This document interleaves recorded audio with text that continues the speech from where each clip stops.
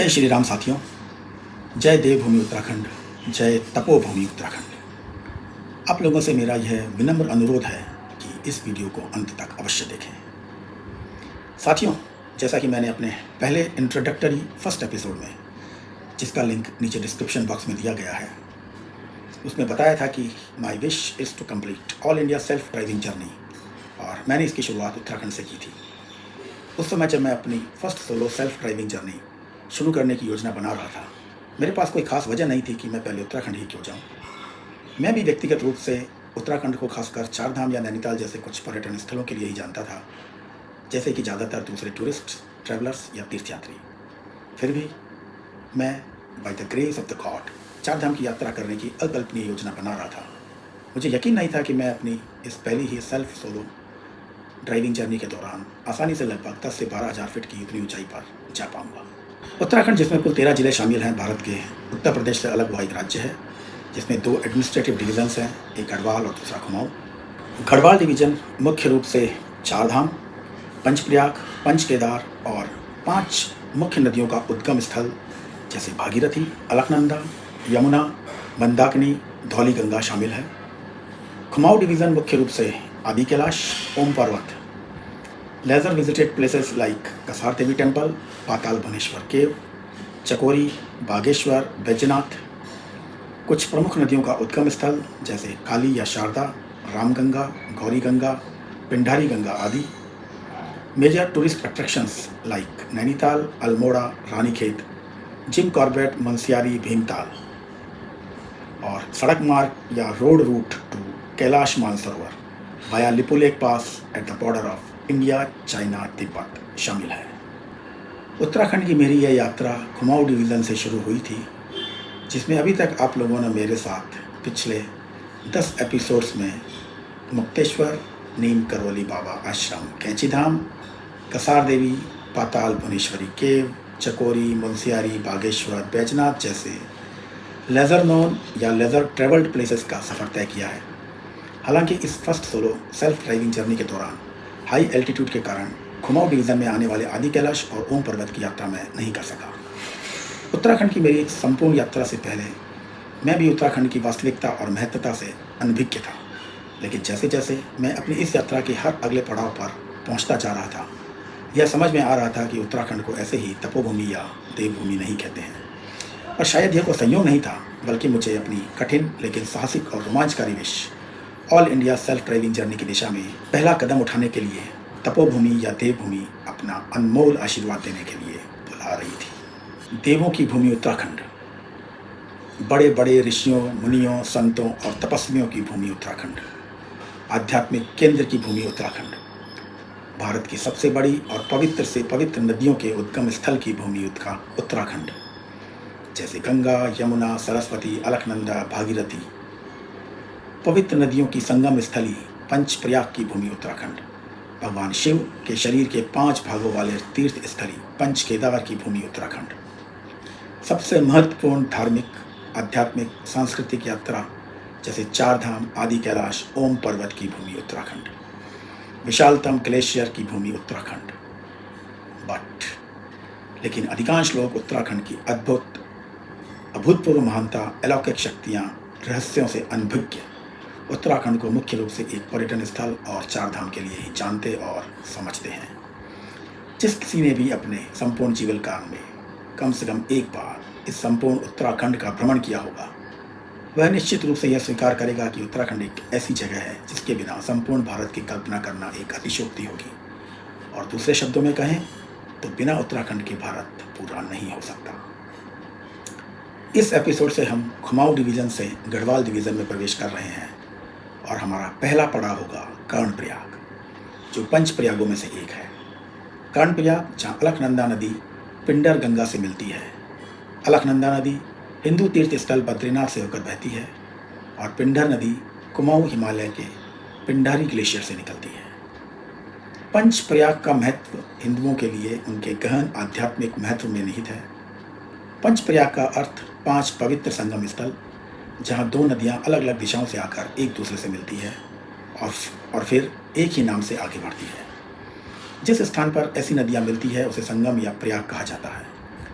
बद्रीनाथ के पास से निकलने वाली अलकनंदा नदी सबसे पहले धौली गंगा से मिलती है और उस संगम को विष्णु प्रयाग कहा जाता है।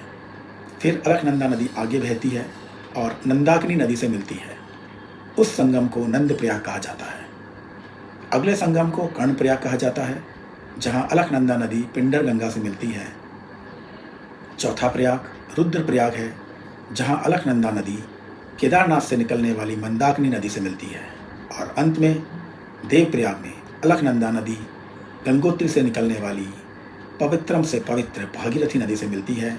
और उसके बाद भारत की सबसे लंबी नदी गंगा नदी बनती है, जो हरिद्वार से आगे बहती हुई उत्तर प्रदेश, बिहार, पश्चिमी बंगाल राज्यों में लगभग 2320 किलोमीटर की दूरी तय करते हुए अंततः बंगाल की खाड़ी में विलीन हो जाती है। गंगा नदी बीच में यमुना, गोमती, घाघरा, मंडक और कोसी जैसी कई नदियों को भी अलग अलग स्थानों पर मिलती है। प्रत्येक संगम या प्रत्येक प्रयाग की हिंदू माइथोलॉजी या कहीं तो पौराणिक कथाओं से जुड़ी एक कहानी है। पंच प्रयाग तीर्थयात्रियों के लिए एक महत्वपूर्ण स्थल है और इन्हें चार धाम यात्रा में शामिल अवश्य किया जाना चाहिए, जिससे उत्तराखंड की संपूर्ण आध्यात्मिक यात्रा में ये एक महत्वपूर्ण पड़ाव बन जाते हैं। मुझे अपनी इस first solo self driving journey के दौरान इन सभी 5 प्रयागों का आशीर्वाद प्राप्त करने का सौभाग्य प्राप्त हुआ था। So now enjoy the journey with me of these Panch Prayag and Char Dham. धन्यवाद। नमस्कार दोस्तों, शुभ प्रभात, प्रणाम। देवभूमि उत्तराखंड से आज मेरा यात्रा का 14वां दिन है और मैं बैजनाथ से कर्णप्रयाग के लिए निकला था और मेरा रास्ते में कहीं स्टे करने का कुछ प्रोग्राम नहीं था, लेकिन ऑनलाइन चेक करने से मुझे मालूम चला कि एक यहाँ पे अच्छा होम स्टे है। तो मैं चाह रहा था कि कर्णप्रयाग की दूरी जितनी कम हो उतना ही अच्छा रहे। तो ऑनलाइन देखने से मुझे ये हिमालय दर्शन होम स्टे मालूम चला और मैंने यहाँ के ऑनर से बात की। परसों मैं यहाँ पे सुबह पहुँचा और 2 दिन का मेरा स्टे था। एक्चुअल में स्टे 1 ही दिन करना था, लेकिन मैंने 1 दिन एक्सटेंड कर लिया क्योंकि ये जगह मुझे इतनी पसंद आई कि मैं इसको शब्दों में बयान नहीं कर सकता हूँ। और यहाँ की हॉस्पिटैलिटी, योगेश भाई का खाना, वो खुद बनाते हैं यहाँ पे खाना, और ऐसा लगता है कि जैसे बिल्कुल घर का ही खाना आपको मिल रहा है, जिसमें दाल, लौकी की सब्जी, कढ़ी, चावल और फुलके तवे के। और नाश्ते में आप भी बना सकते हो, किचन आपके पास अवेलेबल है और रूम्स वगैरह बहुत क्लीन, बहुत साफ़ और बहुत स्पेशियस है और जगह बहुत सुंदर है ये। तो मुझे तो यहाँ बहुत ही मज़ा आया। अब यहाँ से मैं निकल रहा हूँ कर्णप्रयाग के लिए और आगे की यात्रा जो है चार धाम की तरफ वो जारी रहेगी। बट अगर भविष्य में मौका मिला तो शायद एक बार मैं यहाँ फिर आऊँगा। जय Uttarakhand. This is the road from Gwaldam to Karnaprayag, so wide, so safe, can't believe you are driving on a hill. साथियों, पहाड़ों पर सेल्फ ड्राइविंग का आनंद ही कुछ और है। If it is a solo self driving then it is truly unbeatable. हर मोड़ पर नया रोमांच, थ्रिल, हर ढलान पर एडवेंचर, हर नजारे में सुकून। यह सफर केवल ड्राइव नहीं बल्कि एक अविस्मरणीय एक्सपीरियंस है। यह सफर मानो खुद को परखने जैसा लगता है। हर पल एक नया जोश और थ्रिल से भर देता है। सोलो सेल्फ ड्राइव मतलब पूरी स्वतंत्रता, अपनी मर्जी से रुकना, अपनी पसंद के रास्तों को चुनना और हर मोड़ पर मिलने वाले दृश्य को निहारना। किसी मोड़ पर अचानक बादल नीचे उतरकर घाटी को ढक ले तो आप गाड़ी रोक कर उस अद्भुत दृश्य का आनंद ले सकते हैं। कहीं रास्ते में बहती नदी का संगीत सुनाई दे, कुछ देर वहां बैठ सकते हैं। लेकिन कभी खुशी कभी गम। पहाड़ी रास्तों पर ड्राइविंग हर कदम एक चुनौती है। कहीं तीखे मोड़, कहीं ऊंचाई की चढ़ाई, तो कहीं गहरी खाई के किनारे से गुजरती नैरो सड़क। यहाँ सेल्फ ड्राइविंग धैर्य और आत्मविश्वास की परीक्षा है। हर मोड़ पर आपको प्रकृति का एक नया रूप देखने को मिलता है। जब आप सेल्फ ड्राइव करते हैं तो यह जर्नी केवल एक जगह से दूसरी जगह पहुंचना ही नहीं रहती, बल्कि एक निरंतर चलने वाला सेलिब्रेशन बन जाती है। पहाड़ों पर ड्राइविंग के दौरान एक विशेष बात यह होती है कि हर मोड़ पर लगता है जैसे प्रकृति अपने करीब बुला रही हो। यह अनुभव यह एहसास कराता है कि जीवन की असली सुंदरता सादगी और प्रकृति में है। सबसे दिलचस्प बात यह है कि पहाड़ों पर ड्राइविंग आनंद है, रोमांच है, चुनौती है और शांति है। एक पल आप गहरी खाई देखकर डरते हैं और दूसरे ही पल आप उसी खाई में फैली हरियाली और नदी देखकर आनंदित हो जाते हैं। पहाड़ों पर सेल्फ ड्राइविंग चलाना जितना आनंद और रोमांच से भरा है, उतना ही यह जिम्मेदारी और सावधानी की मांग भी करता है। एडवेंचर तभी सार्थक है जब यात्रा सुरक्षित हो and we reach to our destination safely. पहाड़ों पर तेज गाड़ी चलाना सबसे बड़ी गलती होती है। नैरो सड़कों और स्टीप कर्व पर धीरे चलना ही सुरक्षित है।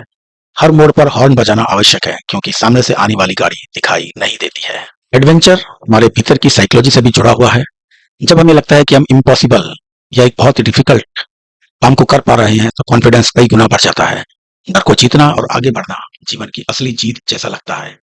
जब आप सेल्फ ड्राइव करके पहाड़ों की यात्रा पूरी करते हैं तो यह अनुभव केवल एक सफर नहीं रह जाता बल्कि जीवन की एक यादगार घटना बन जाता है। सेल्फ ड्राइविंग करते हुए पहाड़ों की यात्रा करना आत्मा को छू लेने जैसा अनुभव है। प्रकृति से जुड़ना ही असली सुख है।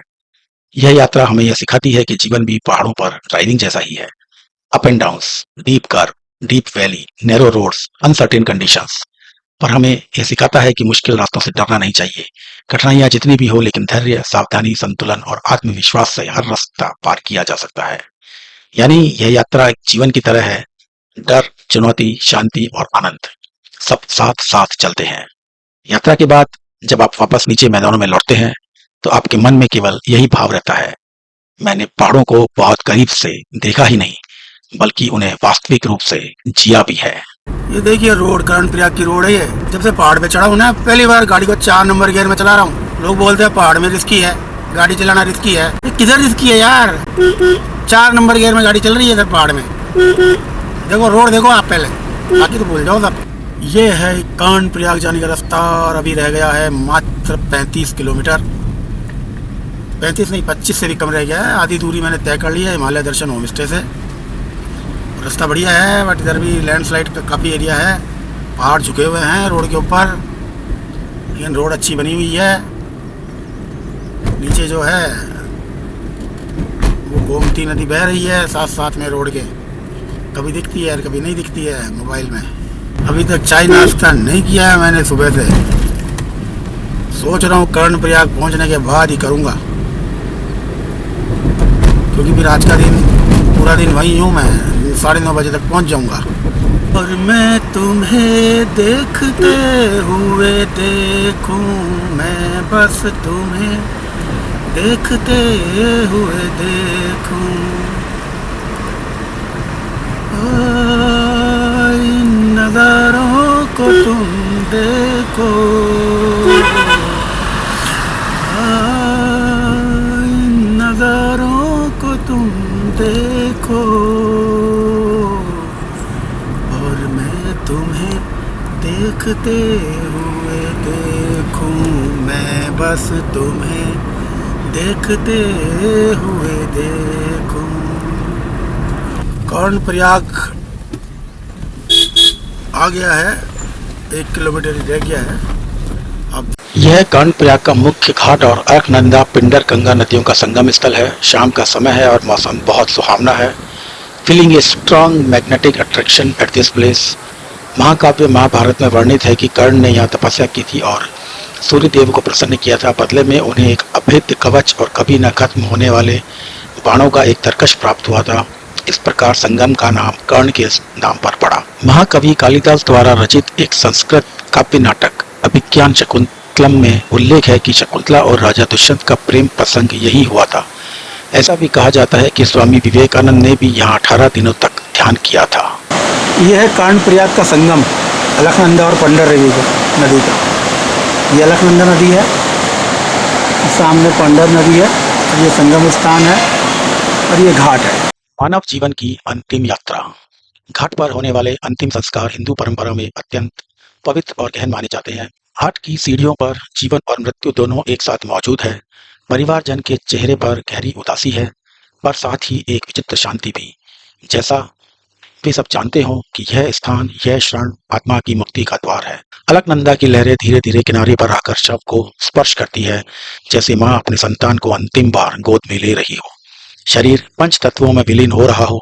यह अंत नहीं, आरंभ है आत्मा के अनंत पथ का।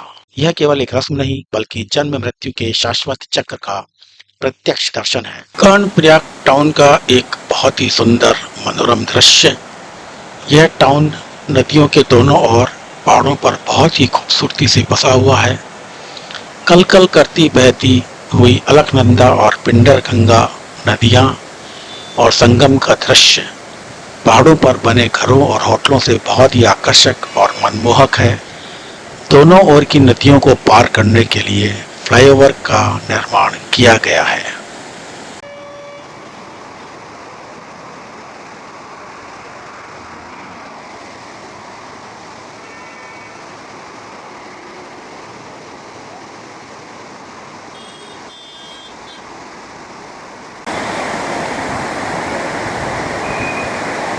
ये संगम का स्थान है।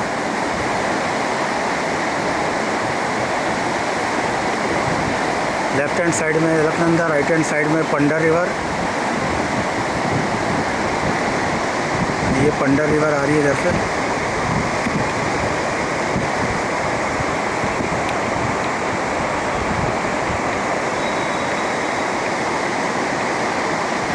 ये संगम का स्थान है और ये सामने से दोनों नदियाँ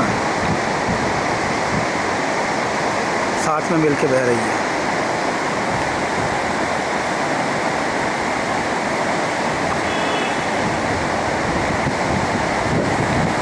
देख सकते हैं पानी का रंग भी अलग अलग है। अलकनंदा का पानी एकदम साफ है।